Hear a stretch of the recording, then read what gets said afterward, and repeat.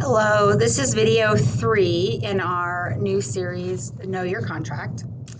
In this video, we're going to break down section 1.10 of the Camas Education Association bargaining a contract with the Camas School District. This section is about the contract waiver procedure.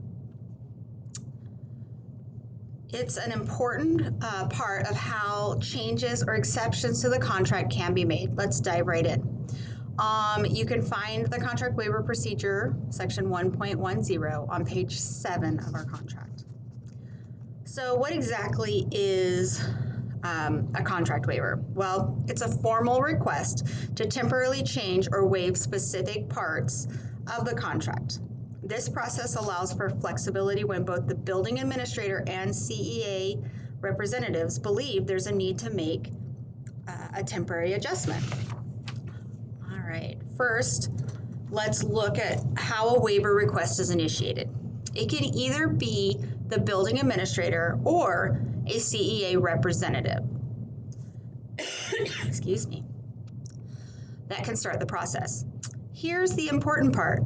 At least 80% of the bargaining unit members in the building must agree to the waiver request.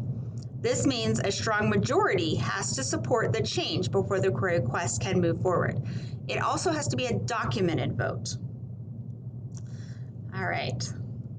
Before a vote can happen, the first thing that needs to be done is identify which part of the contract is being waived. So this is a contract waiver that was already done this school year. They identified the section, item 1, section 3.04, workday, paragraph A, and then it listed the current CBA language. Number 2, you have to give the reason for the waiver. And so you can see that Hayes Freedom requested a waiver of the contract day. So this is their rationale. And then you have to give the proposed changes. This is where it gets tricky.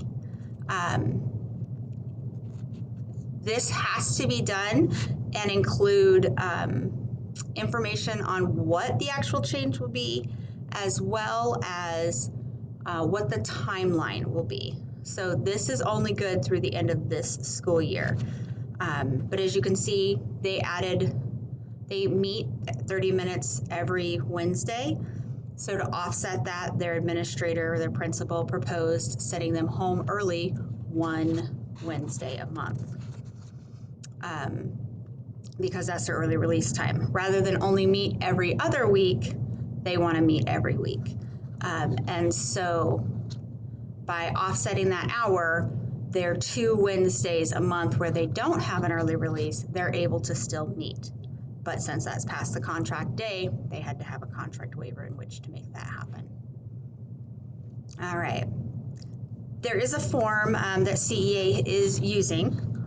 Thank you, Mr. Mark Garner, for creating it for us. It kind of outlines what needs to be included. It gives the language for what needs to go on the vote. And so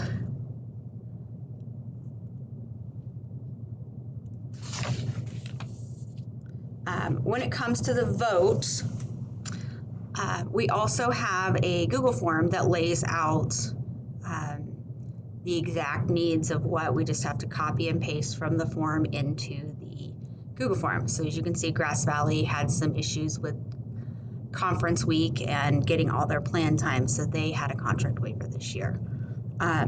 Moving forward, we're hoping to eliminate the conference week issues with plan time and have a plan for the entire district. But since we didn't this school year, we did need to do a contract waiver for that building. The contract, this Google form is housed in the CEA Exec Board Google account. So any member of the CEA Exec Board can run the vote. The nice thing is that they have the election results, which must be submitted with the formal request in the final steps. So as you can see, here was the language for one of the buildings. to use planning time, here was their vote. It's very clear. I approve this contract or I reject it. They had 100%, so there wasn't even a question. They didn't have to go and back to their members and try to readjust it. The final steps for the waiver to be granted is that the exec board and human resources director or their designee must approve it. If either group says no, the waiver won't go through. So first, the waiver is submitted to CEA exec board. If you're working with the president, this is an easier process because they already know which step you're in and can just send it on to the rest of the exec board for approval. And then once CEA exec board approves it, then it will go to HR to approve it. And the exec board will just send that on. So it's not, you get it back and then you have to go submit it to HR. It's a pretty seamless process. All right, that's the process.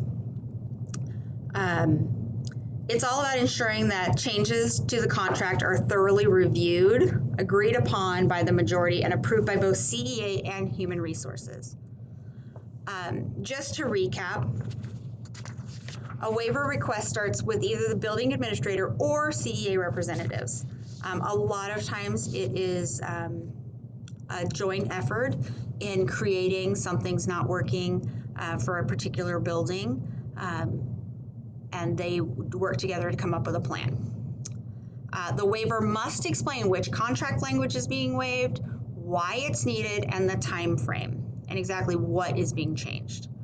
At least 80% of the bargaining unit members affected must approve it. Does not have to go out to the entire district, just the ones in your building being affected. And finally, the request is reviewed by both CEA exec board and human resources directors. Both must approve it for the waiver to be granted. Please reach out to your CEA president before you start a contract waiver. This will ensure that the contract waiver is done correctly from the start. I had a couple this year that we had to go back and rehold votes because it wasn't done in the right order. So to make everything run as smoothly as possible, let's just start from the beginning and involve your CEA president. All right, we hope this video helped clarify section 1.1 of the Camas Education Association bargaining contract with the Camas School District. If you have any questions, be sure to reach out to your CEA representatives or check out the full contract for more details. Thanks for watching. Please reach out to your exec board if you have any questions or you need support, or if you have an idea for the next Know Your Contract. Thanks, guys. Bye.